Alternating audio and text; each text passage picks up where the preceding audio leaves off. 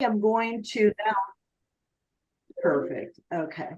I'm going to switch over and just kind of share my desk now with everybody. So if you guys can real quickly bear with me. Got it. And let's jump into my presentation. Hello, lovely Marvy.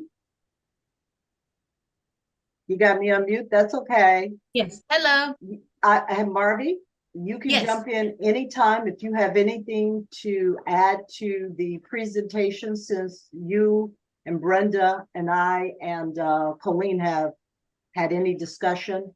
If there's any Q&A, anything that you want to add, because you guys have had the opportunity to go in and massage and play and be active in the Brokers Edition, please feel free, okay?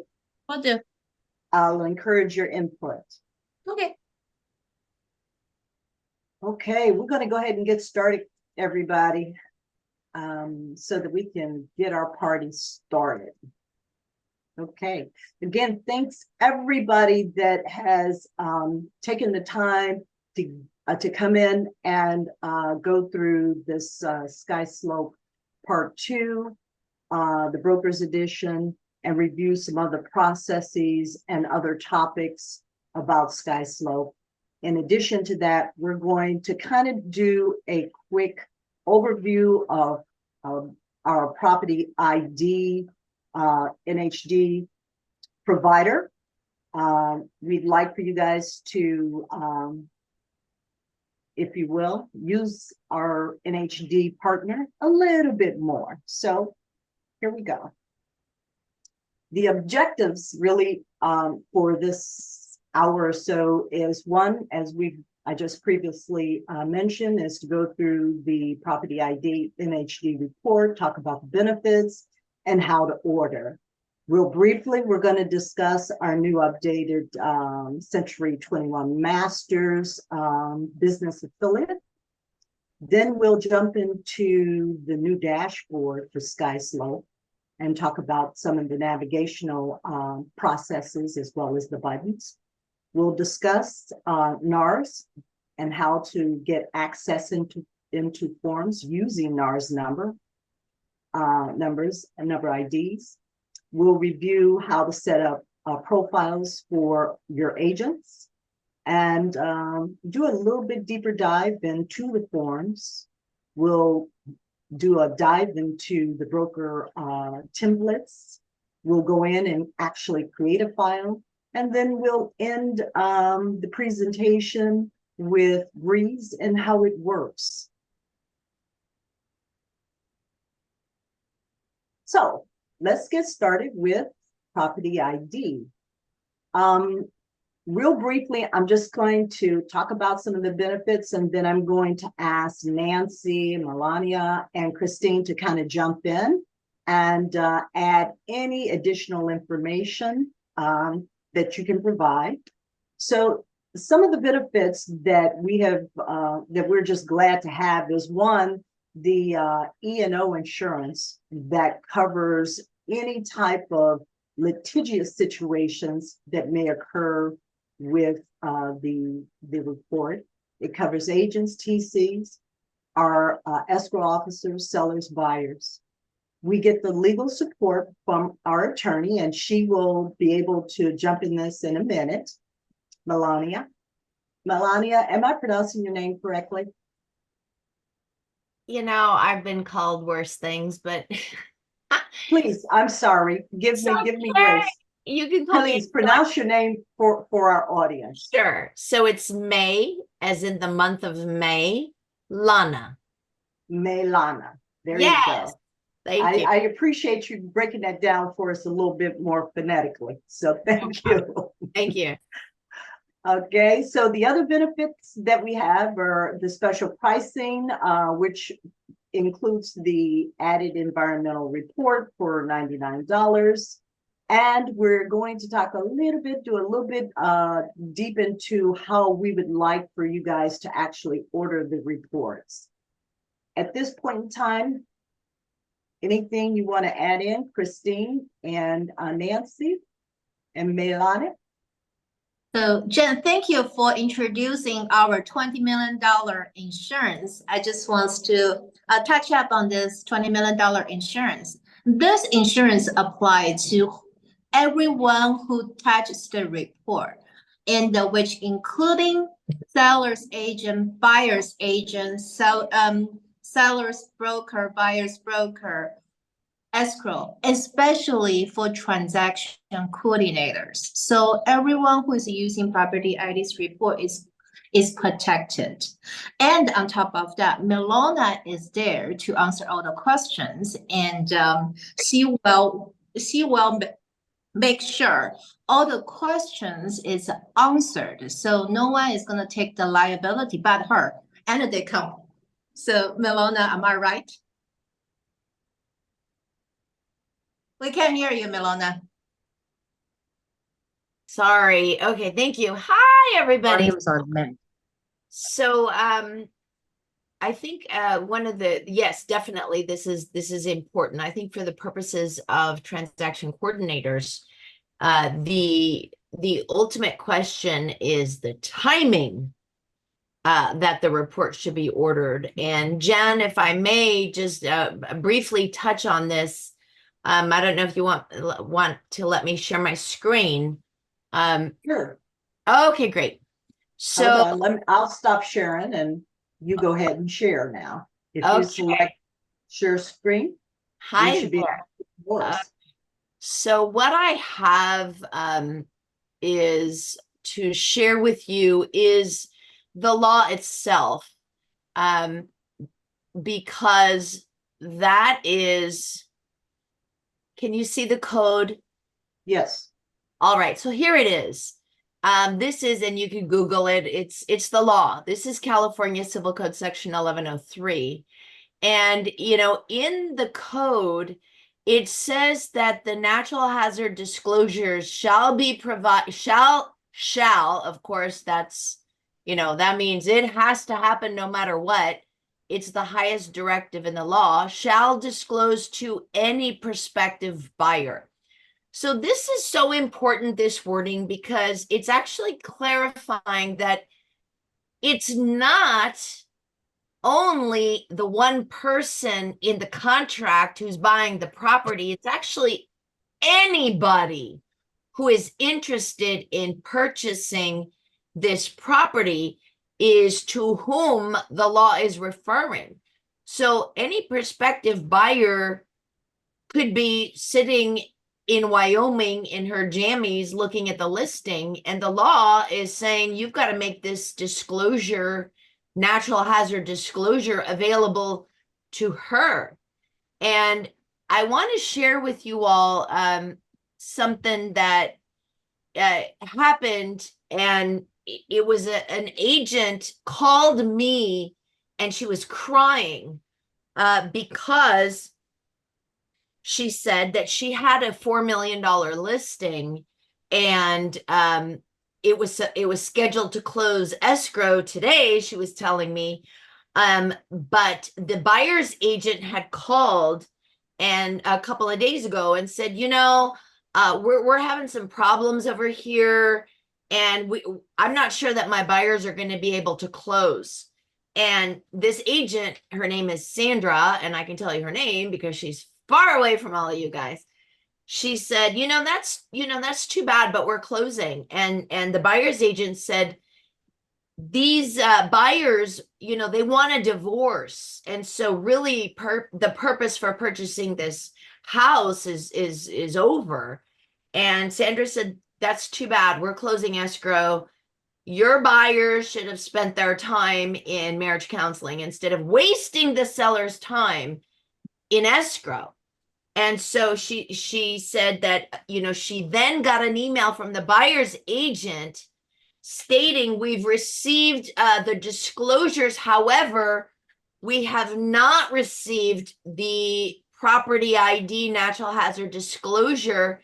Can you please send that over right away? And so Sandra, the agent, was telling me that at this point, she wanted to vomit because she always uses this one particular escrow officer who always orders her property ID reports for her at the time of listing before they even open escrow. So it's like a pre-escrow deal. And she said, but this time the buyer's agent had requested a different escrow company. And so there was a different escrow officer. And that escrow officer did not order the property ID NHD. She ordered nothing. And so the buyer, so Sandra, the listing agent, immediately, so late in the game, ordered the property ID natural hazard disclosure report. And then the buyer's agent emailed Sandra, oh, thank you, we received the property ID NHD. Unfortunately, it states in here that this property is not in a special flood hazard area, but the buyers want to be in a special flood hazard area. So the buyers are invoking their 5-day right to terminate the contract.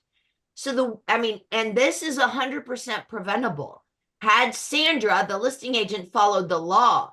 So as transaction coordinators, it's so important to understand that the law requires the listing agent to provide the natural hazard disclosure statement at the time of listing, before there is even an offer, before escrow has opened. So that is the way the law was designed. Yeah.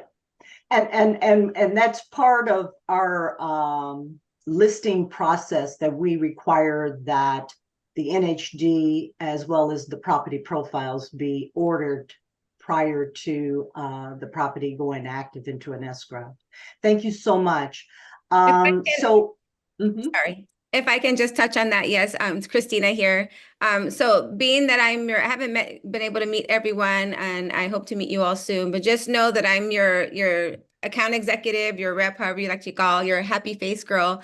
You guys can email me directly, Christina at Property ID, to get the report at the time of listing, and just there's no charge until the close of escrow. So if escrow doesn't close, there's no fee involved. So it's good to check out if there's any problems that we can address, at the time of listing. This way, that's what we're here for, and Meilana is here for them as well. Perfect. I don't have you down as a contact, but I will make sure that your name is incorporated when I send out the handouts to my group. Okay, if we can just, I'm sorry, Keith? No, you didn't have anything to share? Okay. I'm just here enjoying the show. Thank you. Okay, perfect. We welcome you, Keith. We welcome you. Appreciate Okay, it. so let's keep it moving. Okay, so what we're asking our TCs to do is simply order the product, the property ID NHD report by simply going into your email address. This is the VP Customer Relations individual. Her name is Sammy. You're going to order it, send the email to Sammy at Sammy. So they're just trying to get us to use their vendors so propertyid.com. that the ones that they get money. Okay. And then copy yourself, TCs, copy yourself, your agent, wherever you want, and simply put the address in the subject line, send it off, and the information for the property ID report. She'll tag you, the information will be sent to you. Any questions thus far? And again, here will be the contact information for everyone. We will also add Christina into this handout. That's it, ladies. Is there anything else you want to add? At this point, we're going to go ahead and jump into our training and presentation for Skyslope, the Broker's Edition. Thank you so much for participating. I appreciate the information. And again, are we required to order the environmental, or is that just is that something that's preferred when we do order the NHD? Well, it depends on what's on the contract, actually. If the environmental is requested on the contract, then of course you're going to order it because that's part of the contract.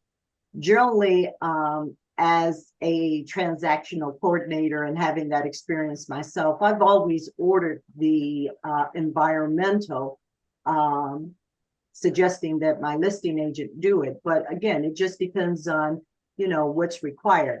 In this case, the pricing is wonderful because it's $99 and it is added, the environmental is added. So, But what you're saying is that we're required to get this NHD at the time of the listing, so it's not going to be what's on the contract. It's just going to be, we're getting the listing and we're ordering the NHD, and I'm asking you and Century 21, do you want us to get the environmental as well? well, first of all, let's say this.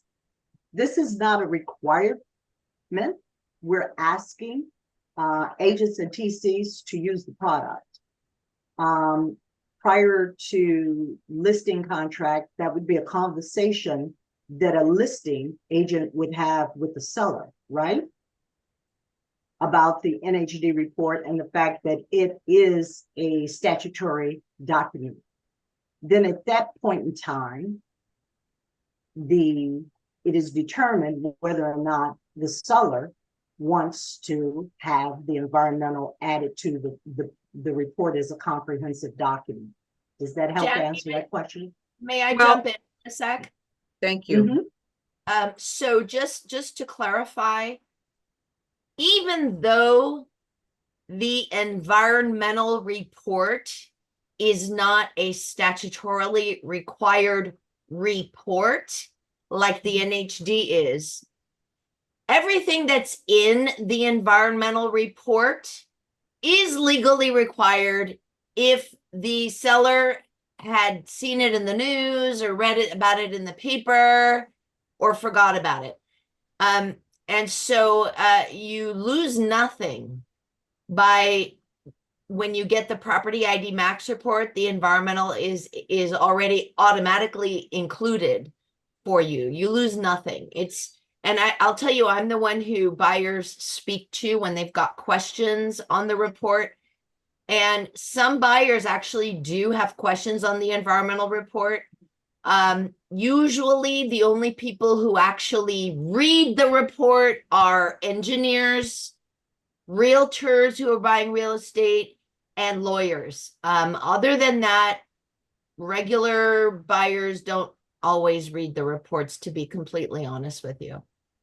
But we do encourage them. I mean, a good buyer's agent will encourage them, primarily because of the fact now that we're in an environment where fire and fire hazards are very prevalent. So, Can I say something? This is Tess. uh-huh, Understanding is that this NHD and the way I explain it to the seller, it is a third party information and it is part of our contingency. Because I had one situation when we ordered an NHD, the gas underneath the ground, and yes. a buyer can walk away with that information. So if I was a listing agent, the more information, and it's a third party for us that, would be very vital to the buyer and even to the seller sometimes, they don't really know. On my end, I order that regardless because it protects me and it's part, in my opinion, it's part of my contingency. Again, The buyer can walk away once they Yeah. see that and they find out you just lost your deal. Yeah, so just be So- proactive on it. thank you, Tess. Again, to my point is that a listing agent needs to be engaging in this kind of conversation with the seller. The seller needs to understand the importance of this report, the disclosure of it, and understanding what the environmental actually adds to disclosing all the information. Yeah, So, And ultimately, if a buyer walks away because of a disclosure in the report, great, because that's a buyer who cannot sue after they find out after the close of escrow. right. Yeah. Just protect ourselves, that's all. yeah. Yes. Good job. Thank Okay, I don't really want to cut this conversation so short, and having you guys here is wonderful, and it's educational for us all too. However, we've got a lot more material to get through, so thank you so much. We appreciate you. I will have the contact information there for with the handouts that will be sent at the end of this training. And so if you guys have any more questions specific to the report or anything dealing with the environmental, you'll have the contact number for Nancy, Christina, and Melana. Did I get that right? Great. All right. Thank you so much. Okay, so we're gonna move forward and back to the presentation.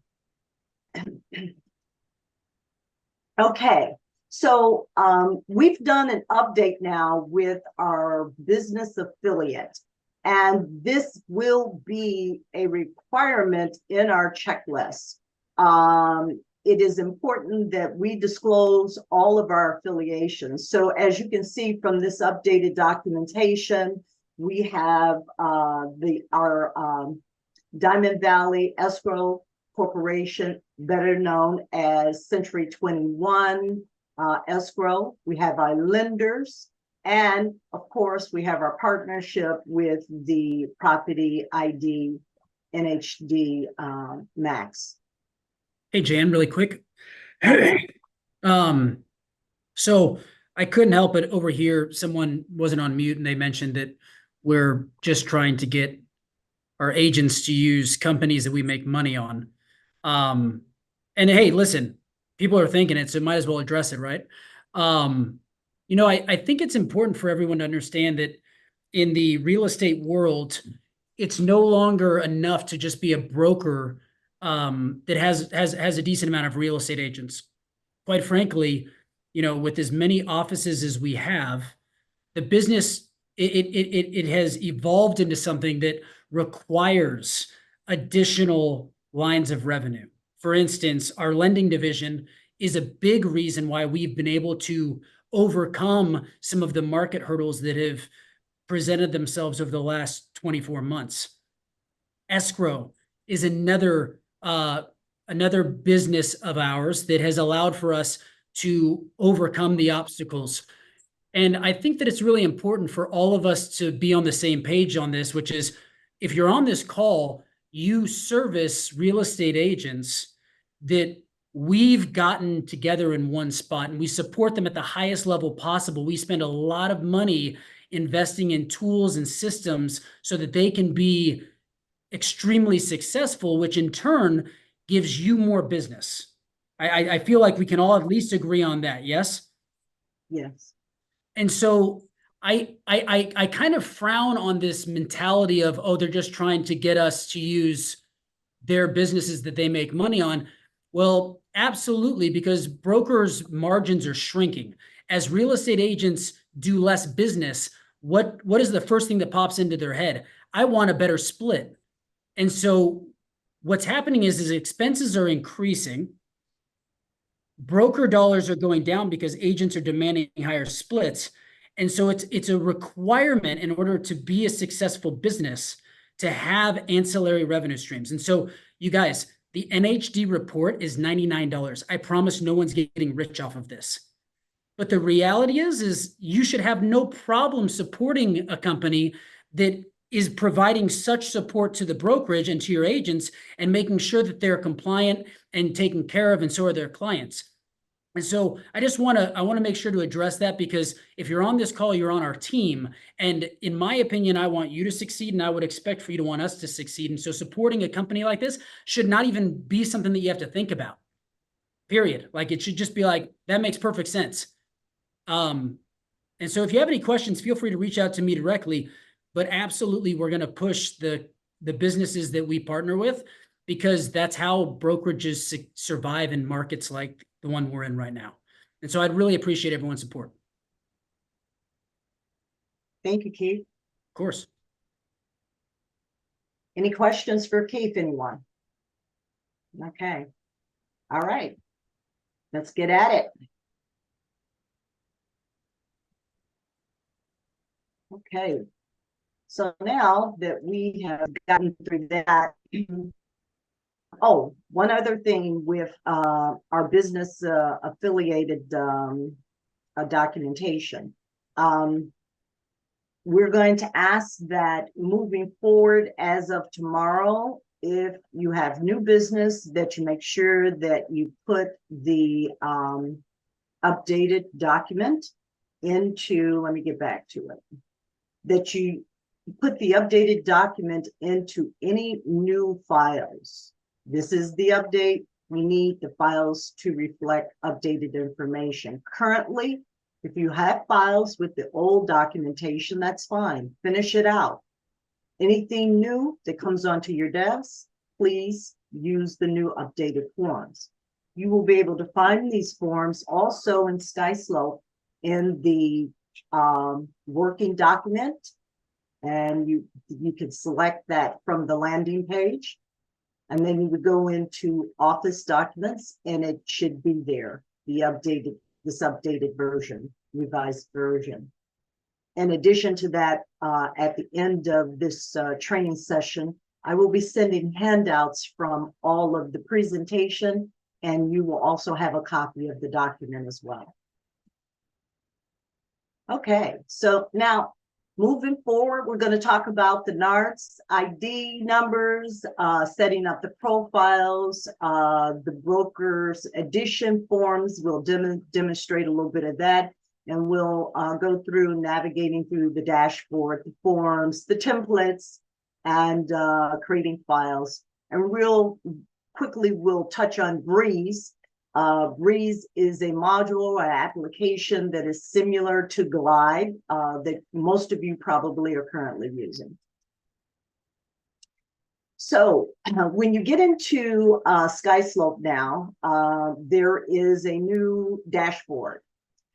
If you are logging on as your agent and your agent has not set up their forms ID, and has not gotten access into the forms, this will be the information that's on your landing page. It'll say forms, and it'll say, let's get started or get started.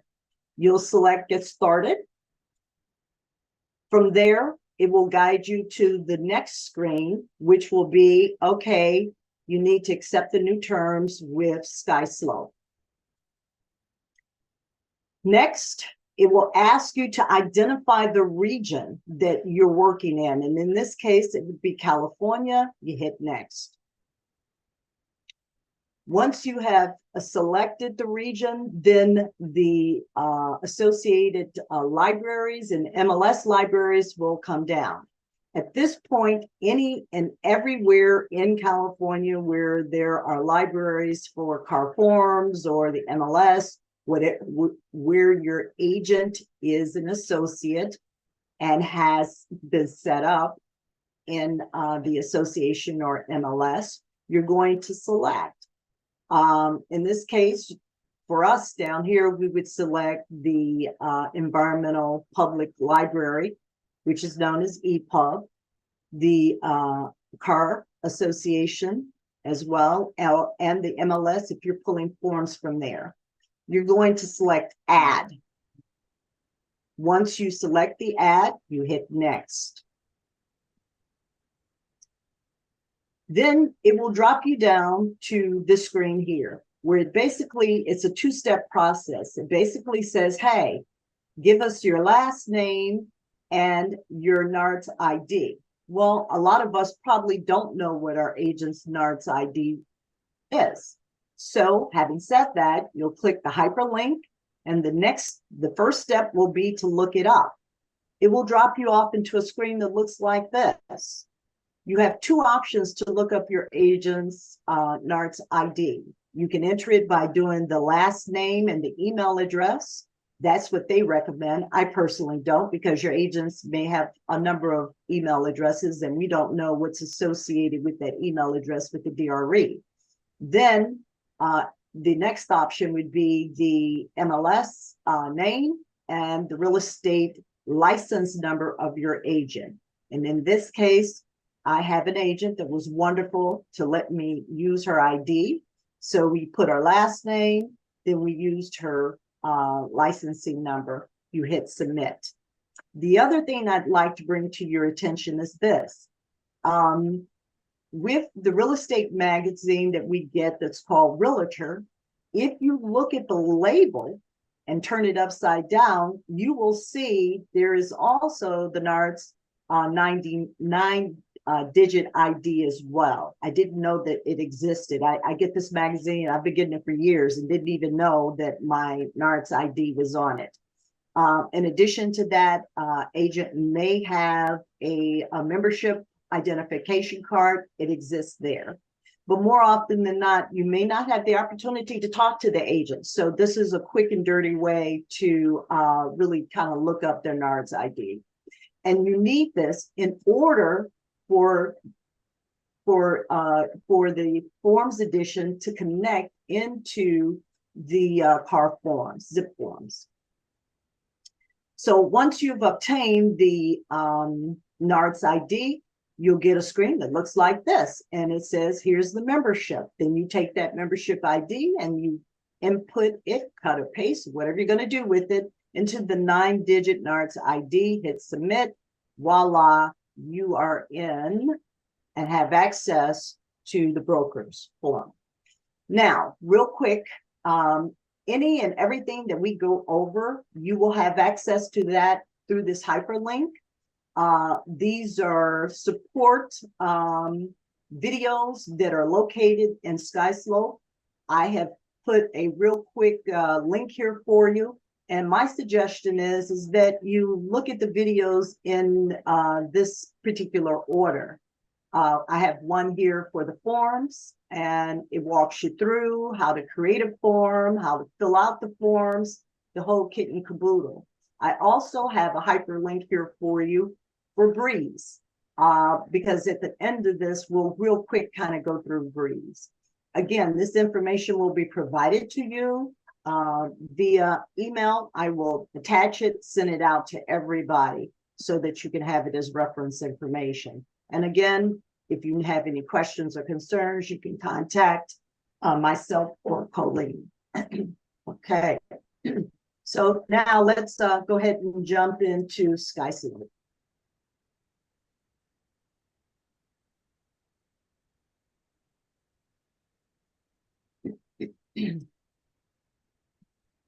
Okay, here we are at Skyslope.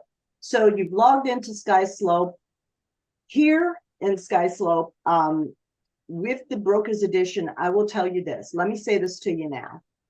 This is a one-stop shop. Get everything you need. It's under one way to kind of work efficiently with your files, especially if you're supporting multiple agents within Century 21 Masters. I understand that DocuSign is no longer available through car forms. You have e-sign to use in car forms. DocuSign is expensive. DigiSign, it is what is offered as part of this Brokers Edition, and it is a very robust a module to use or application to use in Skyslope. Having said that, DigiSign per year is only $35. I paid for DocuSign, and a year I'm paying well over a couple of $100. So it may be something to consider, to talk to your agent about. That clearly would be up to you guys. But in order to really use the robust efficiency of Brokers Edition, I would suggest very highly that you consider asking your agent to subscribe to DigiSign. Colleen, did you want to add anything in there? Because Colleen is actually has used the Brokers Edition. Colleen? Yeah, so far so good. I have gotten 2 or 3 agents to sign up for the DigiSign and been using the Breeze, been totally doing everything in Skyslope, and it's working great.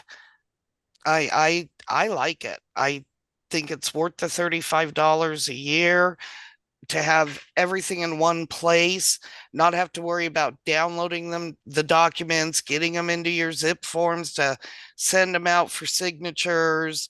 And when you do that in zip forms, as you know, anyone who's done it, you have to place each and every signature yourself. They won't auto populate if you do it that route. And this just makes life so much easier. It really Brenda. does.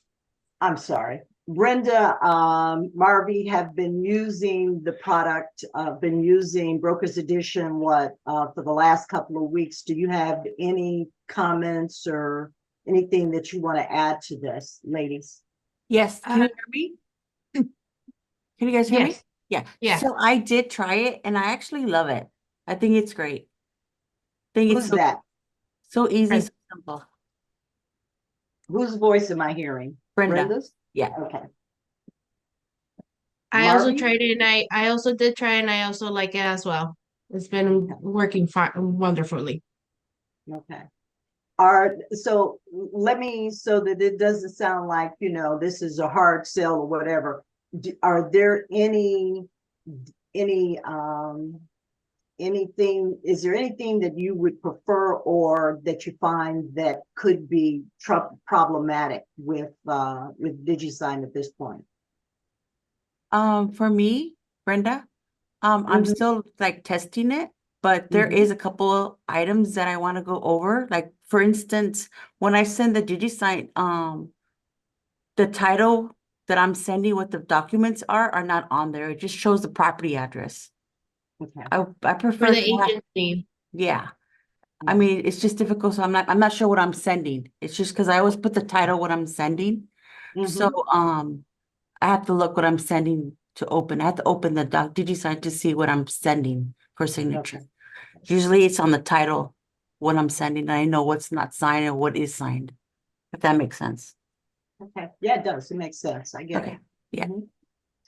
Okay, so just a quick recap now. So you've gone back, you've gotten the NARCS ID. Now the next thing Oh, to quick do. question, Jan, in the chat. Yes. Nikki's asking if she signs up for DigiSign, can that be used for all of her agents? If she is a TC signs up for it, I'm guessing. That's a good question, Nick. I know. I don't know. Can we put a pin in it and I will go to the Skyslope customer rep. So let me just say this real quick. I do know that I have some TCs out there because last year I asked you guys to send me all the agents that you were supporting in Masters in Century 21 Masters. And I'm going to ask you guys to update those lists because I do know that we have TCs that have 10 or more agents that they support. With those agents, I am going to set up what is known within Skyslope as a group. And in that group setting, you will be able to use DigiSign. Now, does that DigiSign relate directly to the agent's profile? I guess Brenda or Marvy can kind of answer that for me. When you're using DigiSign, is the DigiSign related to the agent's profile or is it your DigiSign? Because I know that you guys have been set up with DigiSign as well. With me, it shows the agent's profile's name. So when I send it out, it shows the agent's name and then the address. Yes. Okay. So we have to choose the agent. There's Yeah, a but list on top. And yeah, but what the beauty of what you guys have done is Uh-huh. that I have actually set you guys up into groups so that you could actually use it. So Yes. Nikki, let me get back to you. I will have to set you up as well as a few more other TCs because I know that you guys support a large number of agents. So to make you more efficient and so that you're not logging in and logging out a gazillion times, let me get back to you and tell you what we'll need to do for DigiSign for you to support your agents. Is that workable? Does that kind of help? Okay. All right, so let's keep moving. So in order to get to forms, there are two ways to get to forms. And we're going to talk about that really, really quick, because the next part of this is setting up the profile for your agent. And you can only set that profile up for your agents within the forms application. So you all probably are very familiar with the new dashboard. You know, up here at the top is our logo. It always brings you back to this landing page. You can ask for help, and that will get you to the support of Skyslope support, or down here at the bottom, you can hit Skyslope support and go into a chat session. The apps are your way to get directly into Forms, DigiSign, and Breeze. Or the other option is to go into Forms using the button down here that says recent Forms files, or you can come here to where it says view all files. Both of these, all three of these options will get you into Forms. I personally like going up here to the top to the app. So now we're coming out of Skyslope and we're going into Forms.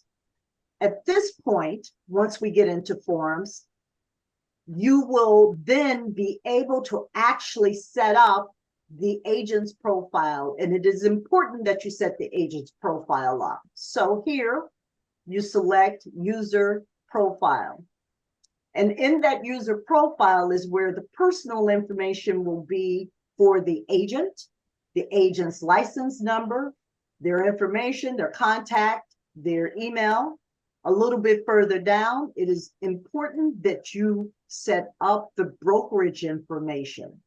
All this information here is like, if you will, setting up your cover sheet in zip forms, because it will aggregate or pull in to your forms information about your agent, your broker, and location, emails, the whole kit and caboodle. I would recommend strongly, when you set up the brokerage name for your agent, that you use the physical location of that agent.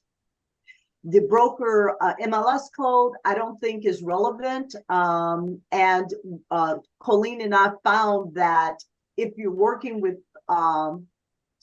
agents that may be in a number of different locations, offices, or whatever, it may not work that you're pulling in the right MLS code information. So we found that leaving that agent MLS code and the brokerage MLS code blank is an easy thing to do. Then at that point, once you've created your personal information and your professional information, you're going to hit save, and voila, you're done with the actual setup of the profile. Hey, Jan. So, any questions so far? Jan, I have a question. Sure. The address, is that automatically going to populate into the contracts and identify where escrow needs to send the check? No, this will pull into the actual contract of where that agent physically does business out of.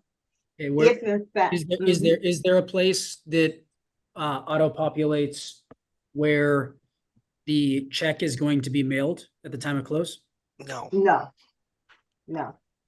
So how does escrow know where to send the checks? Well, it depends on the transaction and the escrow company. Generally, what we do is that, yeah, I have somebody jumping in. I think it varies. Generally, when you're setting up information for escrow and you've done the commission information, Randy signs it and that commission information is sent over. That's a good question. I have my way of setting up, sending information to escrow companies, but I think it varies depending on the agent and how the TC just- sets that How information. I handle it is when I get the commission instructions back signed by Randy, and I'm going to send them over to escrow, I include our commission instructions to the agents, like, where to send the check to and that. I just want to And- make sure that the addresses that are outlined on those commission instructions are one of two addresses, either our Murrieta location or our Walnut location, because those are the areas that we have check scanners for bookkeeping. And it allows for us to pay the agents, as fast as possible. I have Okay. heard that some of the checks go to alternative office locations, in which Yes. you have to send them then to Murrieta or Walnut, and it delays the process a little bit, and I'd like to streamline that as much as possible. So I figured this was the right place to talk about it. Yeah. And you're right, it is. So having said that, instead of using the location that would be for that specific office for that agent, then they would probably want to use the office for either Marietta or Walnut. Is that what I hear you saying? Am I hearing you say that correct? Am I correct on that, Keith? Yeah. Let's make sure that that's the direction we should instruct everybody before we commit to it. But if this is where we can put that, then we can send out an email following up this conversation with exact instructions on what to put here, because I just want to make sure that whatever gets put here is what is being used to generate the commission instructions. And if that's the case, then that does need to be Murrieta or Walnut. Okay, and this information is pulled into the contracts, to your point. Yeah, that's what I thought. Okay. Yeah, it's pulled into the contracts, just like the cover So- sheet is. Mhm.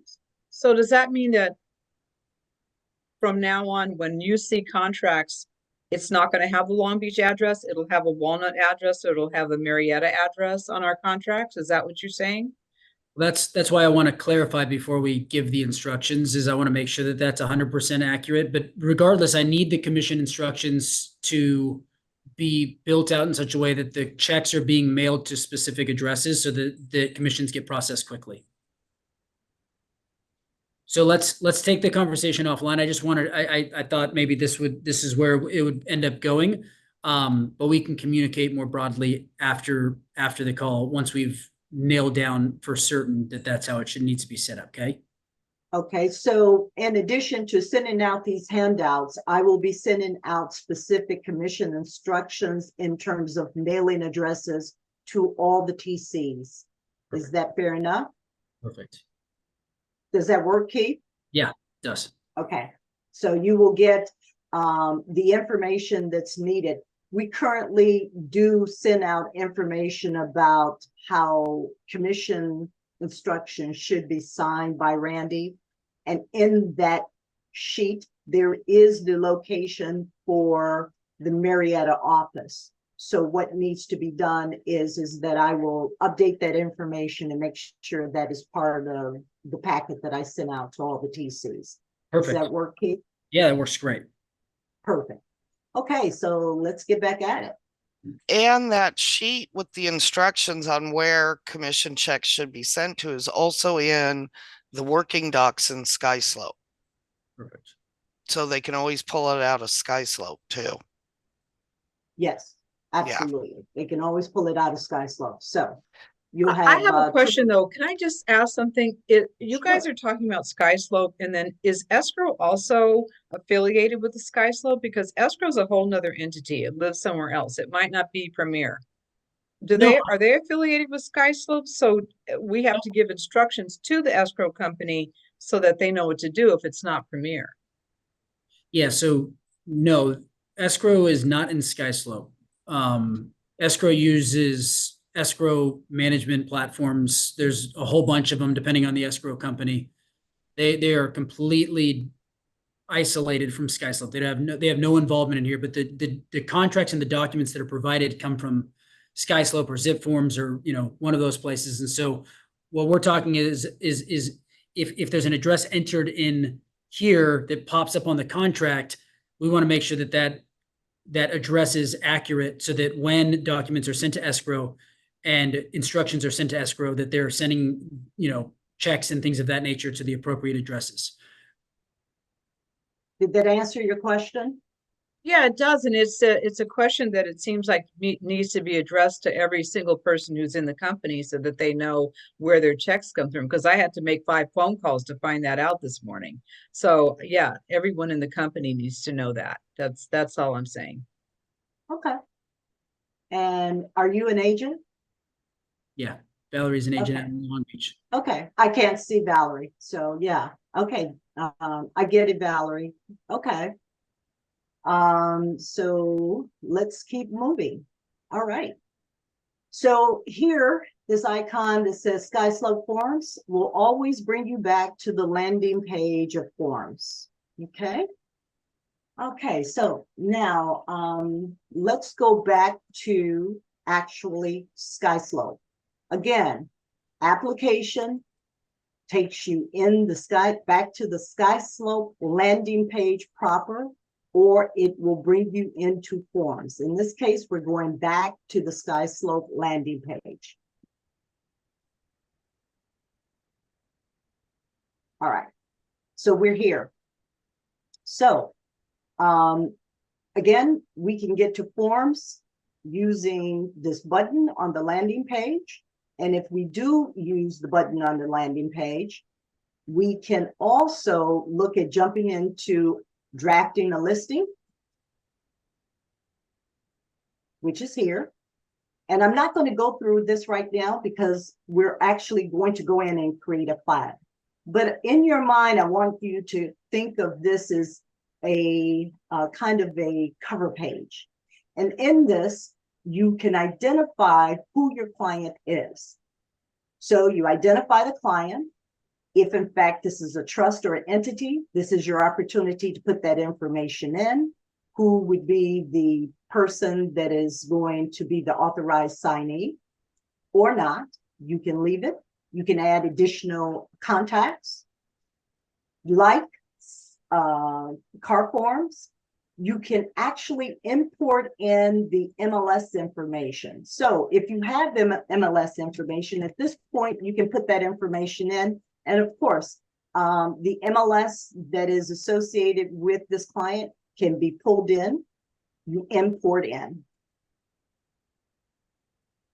Naming the property, I personally use street addresses, but there are some people that want to, naming the property. There are some people that prefer to use the client's name. I personally, like I said, use the street name. Down at the bottom here is where I really want you guys to kind of see what's happening. We have created 17 templates that are broker templates. And in these broker templates are the forms that would be used. In this case, if in fact you were doing a vacant land, open, and you can see the forms. In addition to that, you will see that the buyers, our business affiliate is there as well.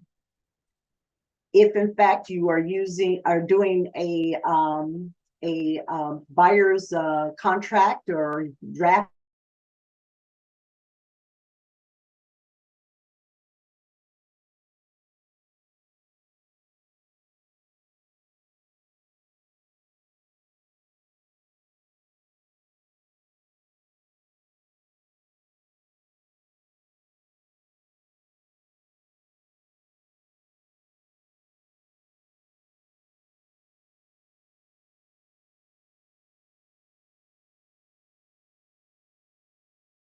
I'm going to speed this process up.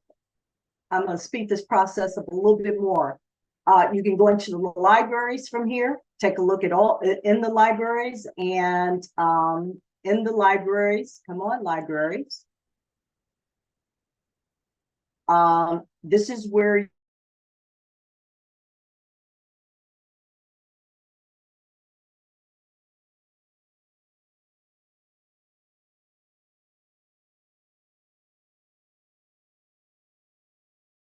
let's say it's the TDS, you put in the acronym for TDS, and there is a series of acronym forms that actually come in.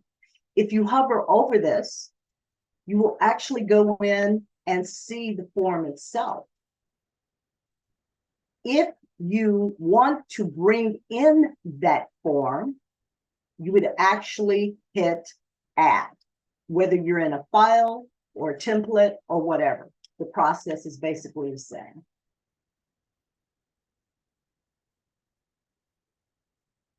Okay, so there we go with that. And here, again, you can get to forms here, or you can get to forms through the application. So let's just real quick go into forms and just kind of cruise through that page. So at the very top, you have files. And if you have already have files that have been created, they will be listed here. Here we have templates. And this is where you would actually go in and select your template, whether it's one of the 17 templates that we have created for you already, or whether or not you want to go in and customize a template. If in fact you want to, again, see what's in that template, click on the little eye and it tells you. If you want to add this template or use this template, you would go in and click on and then select duplicate. Okay. And again, we have 17 of them here. So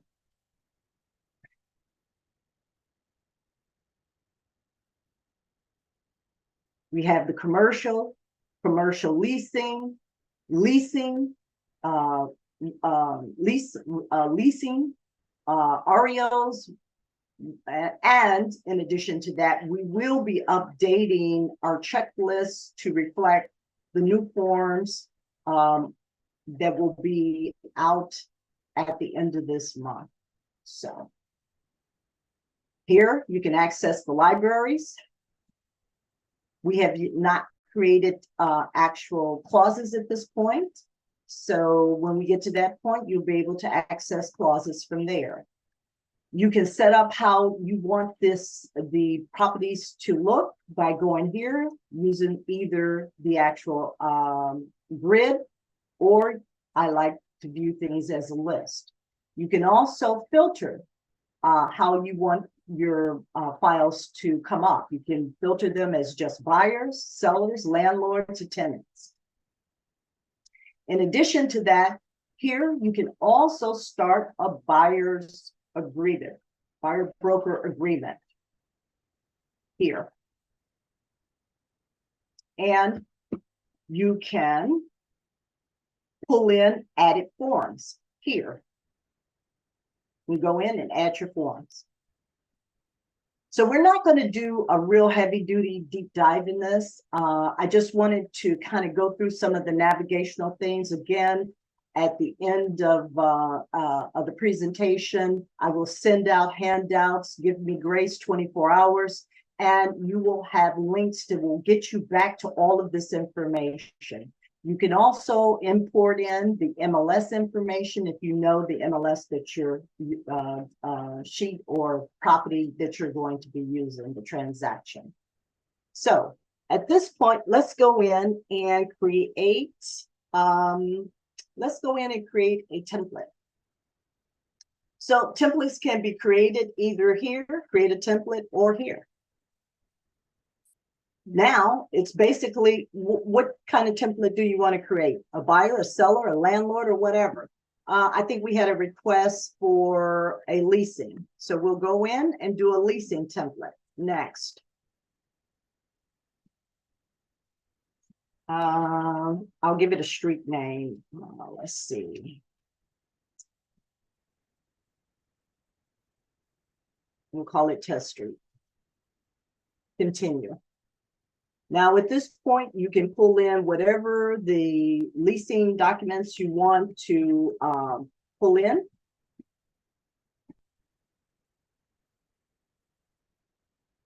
What is it? RLL for a listing? Help me, somebody. What is the acronyms for the leasing document? RLL. I thought it was RLL.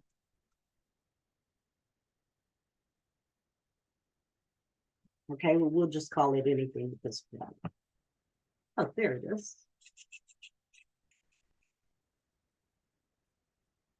We'll just go with this. Go in, view it. You'll see that the standard documents are there. All of what you would find if you went in and pulled the document from car forms, basic template stuff. Okay, RLAS. so, huh? It's What is it? RLAS. R LAS. LLAS. There you go. All right. And it was a leasing document that somebody wanted. Now, if I click this on, I'm going to get a preview. I want to add it. So we're going to add. And you see here at the bottom, it says one form add continue. Well, we want to add something else. So let's say, what else do we want to add? RC, what is it? RCJ something or the other. There it is. Our rent cap. Let's add that. You see here, the number has increased. We've got 2 documents thus far. And let's say, let's do, in addition to that, I don't think we have agency that comes up with that template.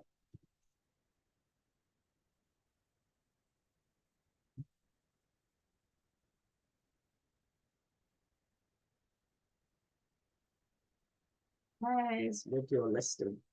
So we have 3 documents, that's enough. Let's continue. Okay, so now we've created the template here. Okay, and we can either add forms or not. I think you Or asked we can the wrong update a form. We listing can pull a form. form in from our desktop. Somebody has a question for me? Yes, You,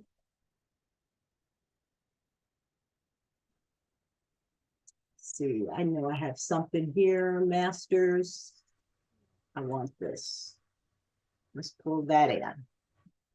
Done. So now I have my forms here. You can go in and recategorize them however you want. You have to save the template. I think I named this template a street. I probably should have named it something else like the actual template name. Yeah, so at this point, you can go in, you can edit. So let's edit. Let's see. I wanted to, let's see if it's gonna let me edit that. No, it doesn't. Okay, well, there you go. Doesn't. All right. So here we now have the new template that we've added our documents.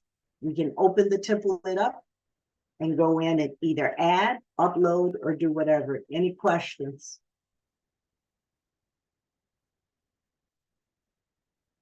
I had somebody ask about the template.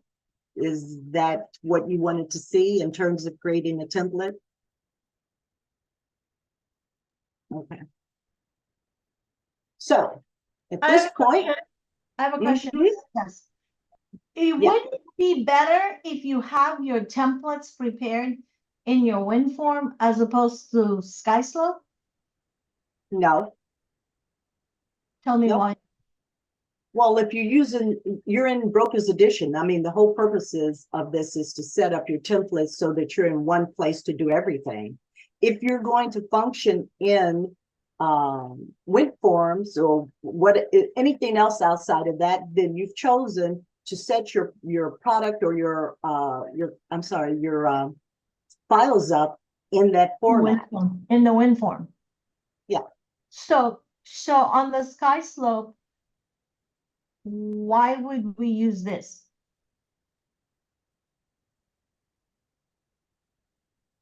Why wouldn't you not use it? I'm asking the question. Yeah, you're using it because everything is here that is related to Century 21. Okay, so I see what you're saying. So if I understand you correctly, we're using the Skyslope only because our office, our broker wants to know what are the transactions that we did for the year, right? Well, a few reasons, Tess. Let me take a stab at this. So Can I just we- say one thing? Well, can I just say Of one course. thing, Keith, before you jump in? This is the repository for the entire company, which means all of the documentation for the company must live in a broker repository. Okay, The broker forms gives you the opportunity to do everything in Skyslope, or you can opt to just stay in Skyslope and do your forms. got Does it. that Yeah. make sense? Do your I think files.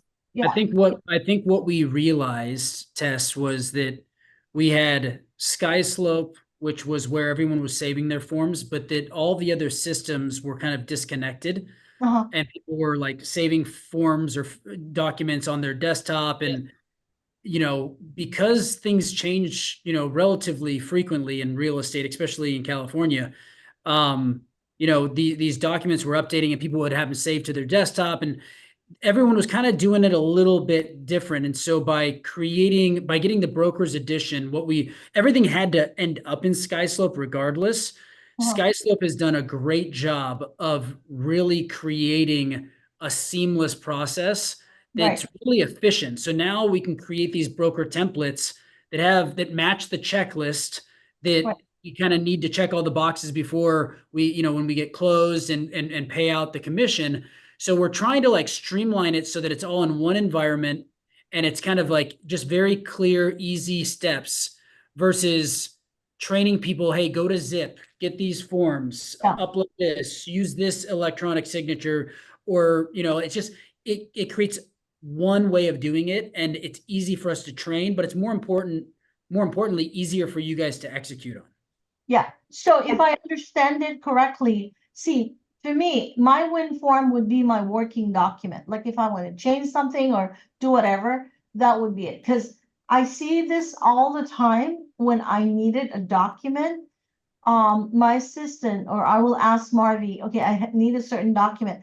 They can go back to this Skyslope. So this is like, if I understand it, what you guys are doing, it's like a master list. This is where everything in my activity for the closing, as well as going back, Yep. instead of our documents on the file. That's why, which is great. Correct. I don't have to keep those documents in my file cabinet, you know?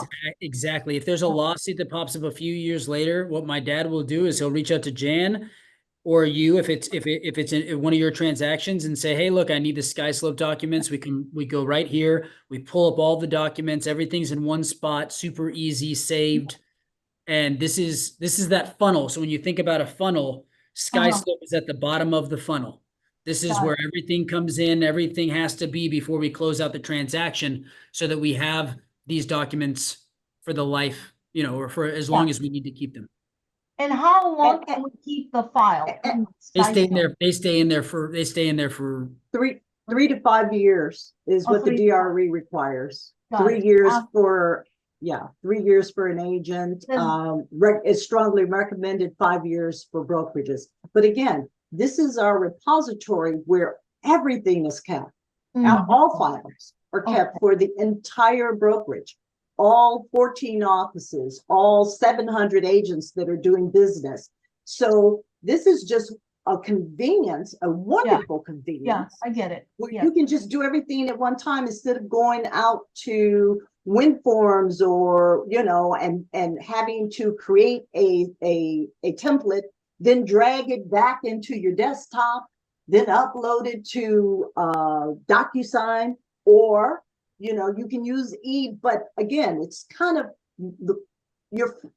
a fragmented process where Yes. this just brings everything together. Beautiful. All right, thank you. Okay, I'm watching the time, and so real quick, let's where am I? So now we've talked about files, template. Let's go in now and create a file. All right, so we're going to say that this is a listing file. We're going to go in and with our listing file and have our client, who's going to be named Don. His last name is going to be, I have him here. some of this it's already pre-populated because I've been playing with it for a while. So we're going to go in, we're going to say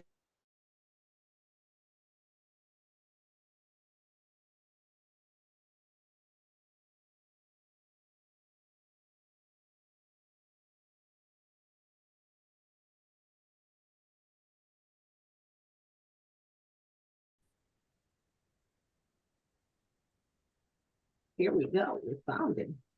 And now, just like it's in car forms, you have the MLS Connect. You're going to import it in, and all of this information is here. So we're going to say that we're going to go ahead and just use this as a residential. And now we're going to create, and I'm just going to create using the brokerage template that has been created.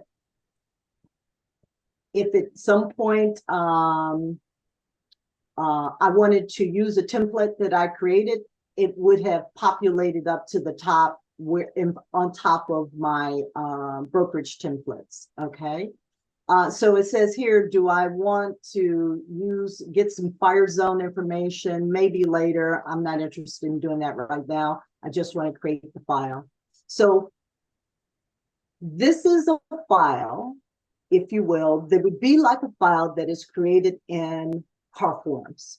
And what I mean by that, when you go into car forms and you say, hey, new transaction listing, you pull the template down, and then you have all the forms. Well, here are the forms in this for this template. So we'll do the residential, we'll pick this one, we'll pick this one, and we'll pick this. And down here at the bottom, you will see all of the forms that I've created out of this template. If I had added more, you can add more forms, as you can see here, or you can pull something down from your desktop. And you can actually, if you wanted to apply this to a template that you wanted to create, you can do that as well. So at this point in time, I'm going to say, go ahead, fill and send. Now, this is where DigiSign actually comes in the process that makes it such a wonderful process. You can, as we go down, you will see where I did the profile. Okay.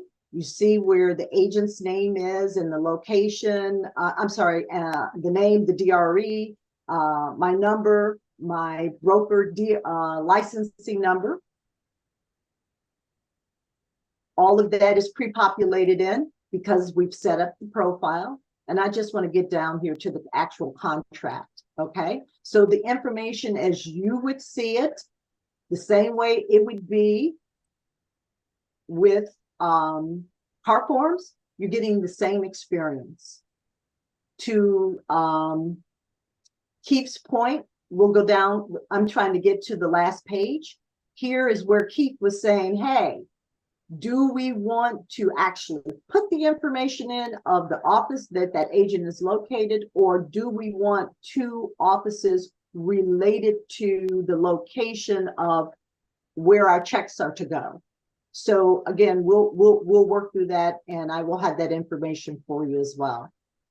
So you can go in and add any additional information you need here. If you wanted to, include something in regarding whatever it is that you want to add in. If you want to, whatever you need to fill in that's applicable to that listing documentation.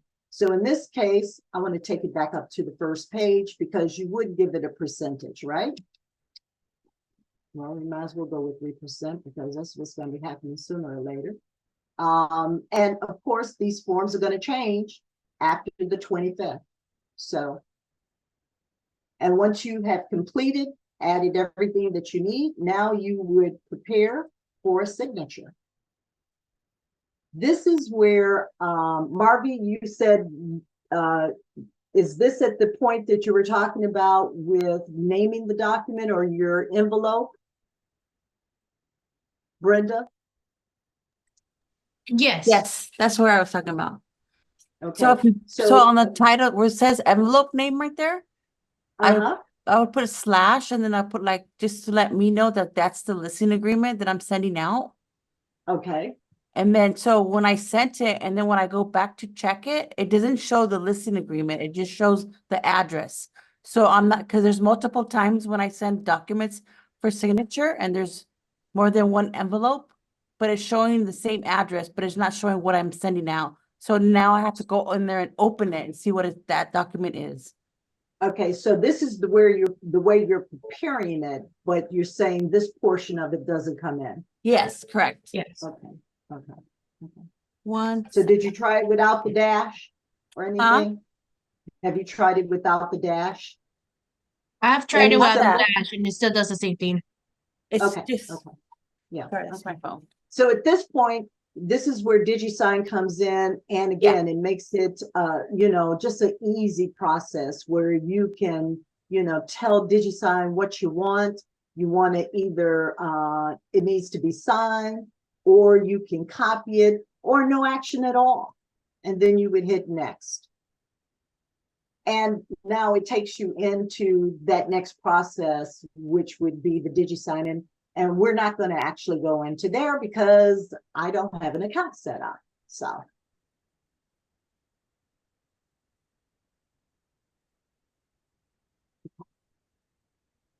So are there any questions thus far? Any more questions? Okay, so back to forms. Okay, and now you see where it has added the files now, and it defines who it's going to represent.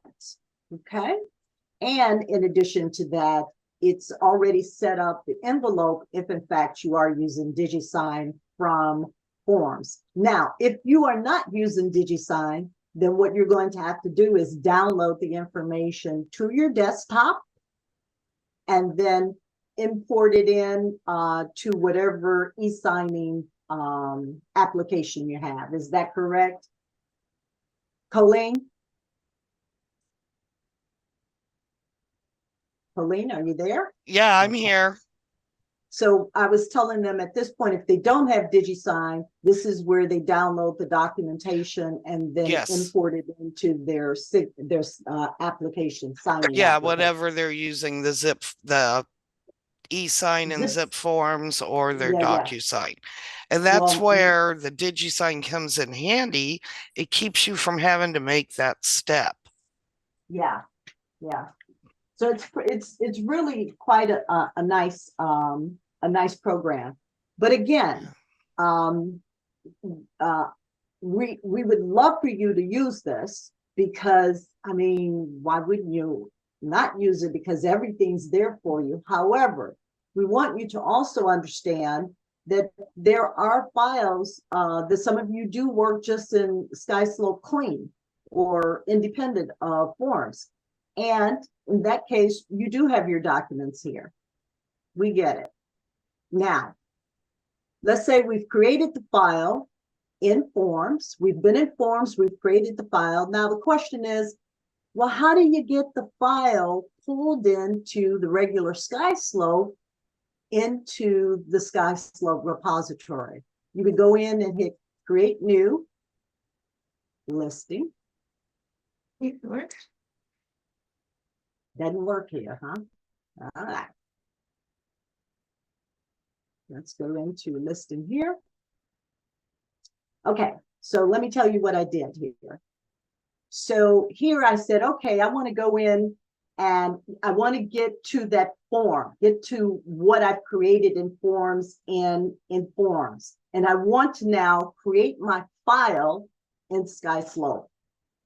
So from here is where I go in to actually create a listing or view a listing, but I get to that create button from here. Before you could actually get to the create button from the old dashboard when you can't anymore. So here I go in, I view the listings, create new, and I have forms here or look up. Here you can see where I've already created those forms. Okay, so in this case, let's say I I created this form here for Sherry Lane. Now it takes me through the whole Skyslope process now, where I pick my checklist, give it a price, whatever the percentage or flat rate is going to be. I'm just going to go through this really quick so that I know that you guys have been with me a long time. If I want to add a co-listing, next, give it the list date, date of expiring, next question, year built, whatever the series of questions that are there, you go in and you add, and you just keep going with it. We're not going to do the NHD. We're not going to open an escrow. I think we had a question about opening escrows. No, you wouldn't open an escrow in Skyslope. It depends on the escrow group that you're working with, whether or not you're working with the Century 21 escrow or working with an escrow outside of our brokerage. Then you create the actual listing. Okay, and here you're at the checklist. Any questions so far? No questions. Anything in the chat box? So real quick, we're going to end up with the last There thing. is some things in the chat box. Let's see. Okay. Only uses the Marietta address. Mm-hmm. Let's see where we left off here. My agent only uses the Marietta address on the RLA and RPA, and all escrow offices, it must say, pull it directly from there for the commission instructions. Okay. Yeah, So then that's if in fact fine. that's the case, then you're going to set up the profile to have the Marietta office. You know what your agent's business model looks like. What Keith is saying is, in order to moving forward, in order for us to eliminate checks going to wrong locations, that our focus probably needs to be to create in a profile, and whether you're in forms or not, that you might want to get accustomed to putting one of the two locations for your escrow companies. And again, I will send the updated revised information out to you guys. So with the escrow instructions that had been sent out, I think it had been sent out about a year ago. So they will be updated and sent out with these handouts. Okay, any other questions? Okay, so last but not least, let's talk about Breeze. So you're going to get into Breeze, same way, through apps, click on Breeze, and now you're dropped down into the Breeze module. If you have files that you've created, they're going to be here, okay? Over here is your navigation for different options. You can either go from here and get into new disclosures or Avid, or if you want to communicate with the team that you've created, or if you need to get back and forth to the applications or get help. So in this case, we're going to say we're going to start new disclosures. Okay. And you see, I probably need to go back. I can actually go into a actual file. And in this case, I went into my file. I'm going to do, let's say, new disclosure. And again, it gives me a list. It tells me it's already there, or I can create something new. Next, here's the list of all of the actual forms that are in car forms. And you can either select the NHD, the SPQ, earthquake, whatever that is out there that we know is a questionnaire, the solar, whatever's out there will populate in. So I've selected 2. And this the Breeze, what it's going to do, it functions, if you will, like Glide. Okay, so I'm doing the questionnaire for the TDS, SPQ. I've chosen 2. Let's go to next. I'm going to put in the APN number for the property.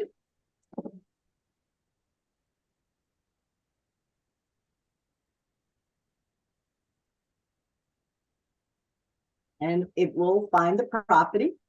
It pulls up the information, or you will input the information in for the client.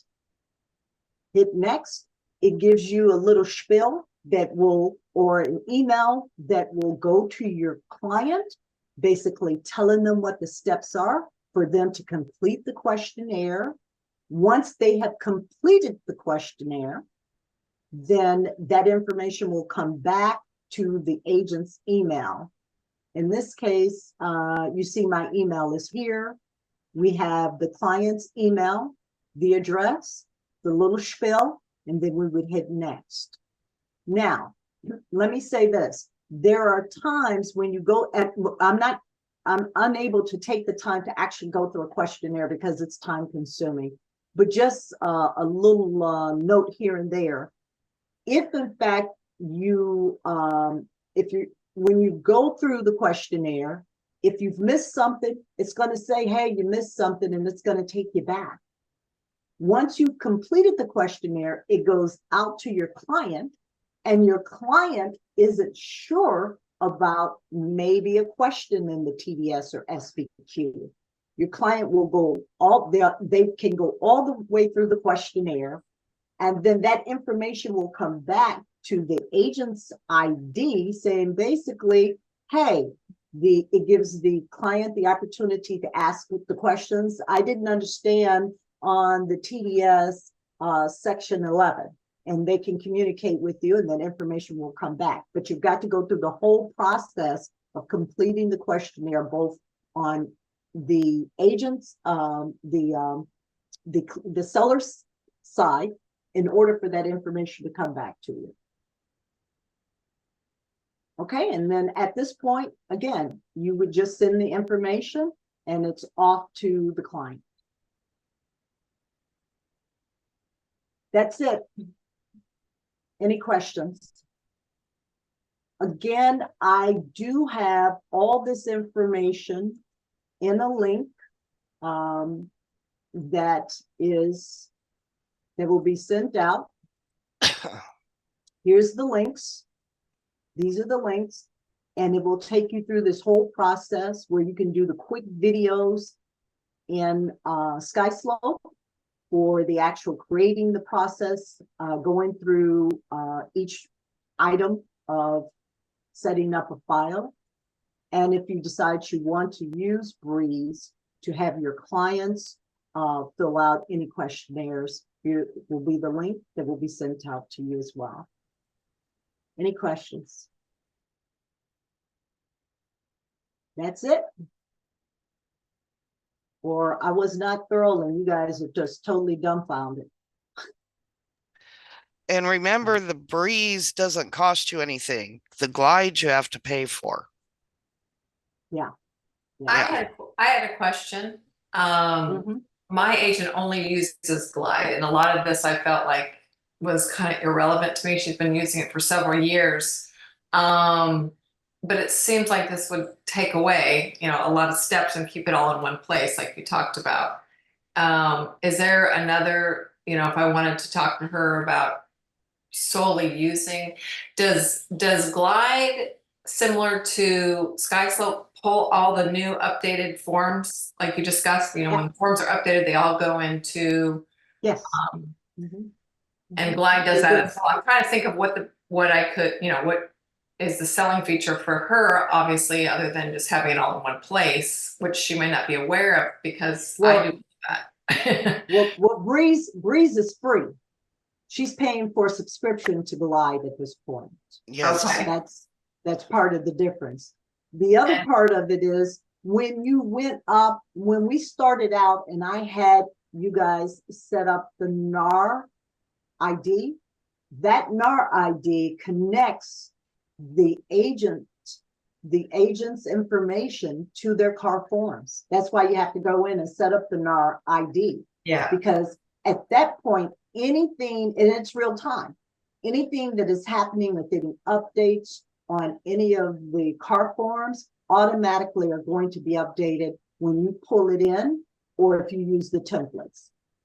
Okay, because it actually connects to the association of realtors. That's why the libraries are set up. Okay. Okay. And some people may be a part of other boards. I mean, there's a whole list of the libraries. I pulled in as much as I can. So, you know, it just depends on which association or MLS you are affiliated with. Any other questions? Thank Jan, you. Jan, I have a question. What is the timeline for everybody to be on board with this? I mean, if I still have my zip forms I'm using, is there, I mean, what's the timeline for everyone to be sort of, you know, on board and doing this? So understand this, there are two processes here that are at play. We have set up a one-stop shopping using the broker edition for agents that want to take part in that, that want to use that, who want their TCs to use that option. Then you can function within Skyslope independently. If you want to keep doing what you're doing, keep doing what you're doing. You know, go out to car forms, sit it on your desktop, pull in something from somewhere else, sit it on your desktop, and then bring it into Skyslope. You have options. That's the whole purpose of this. But we hope that you take advantage of the broker's edition because it is lovely. We beat it up. I have my own TC business. I don't do TC work for Century 21 because that's a conflict of interest for me. But, you know, there are, if I had this in some of the other repositories that I work in, I would jump on it, you know. There are some brokerages out there that do use Skyslope, but they don't have the broker's edition, or the agent has to pay for the broker's pay for specifics. I think they can pay for the broker's edition separate, can't they? I'm pretty sure they can. Okay, No, so can't. Jan, what you're saying is they that can't. It has to be a part of. It has to be an offering from the brokerage. So the okay, fact so that we have broker's edition is what you're saying. And so yeah, we have that at our yes. as an option for this agents at Century 21 full service realty or masters, right? Yes, yes. So you have options. Yeah, you can keep using Skyslope independent, or you can say, hey, this is, you know, why not use the broker's edition? I can do everything here, you know, I can do everything here. So, and again, the Skyslope is the repository for the company. So you're going to be putting all of your files in Skyslope anyway. So, you know, why not use the broker's edition? It's lovely. It's, you know, it's easy to use. And if you need help, guess what? You have a whole team of us here to help navigate you through it. We're not going to let you be out there by yourself. Just pick up the phone and say, hey, I need some help. It's not acting or behaving nicely. Help, help. We're here for you. Any other questions? If that's it, I'm going to wrap. You guys have given me an hour and a half of your time. I am so very, very happy and so appreciative. Thank you, thank you, thank you. You have our contact information. I will be getting the handouts to you as quickly as possible. Give me some grace because I need to go in and retool now the commission's instructions. So I want to make sure you get all of that all together. Again, thank you so very much, and I appreciate your time. Thank you, Marvy. Thank you, Brenda. Thank you, Colleen, and thank you, TC team, for giving us your time. I know it's precious, and you got a lot in the pipeline. Thank you. Thank you. Thanks, Jan. You're welcome. Thank you.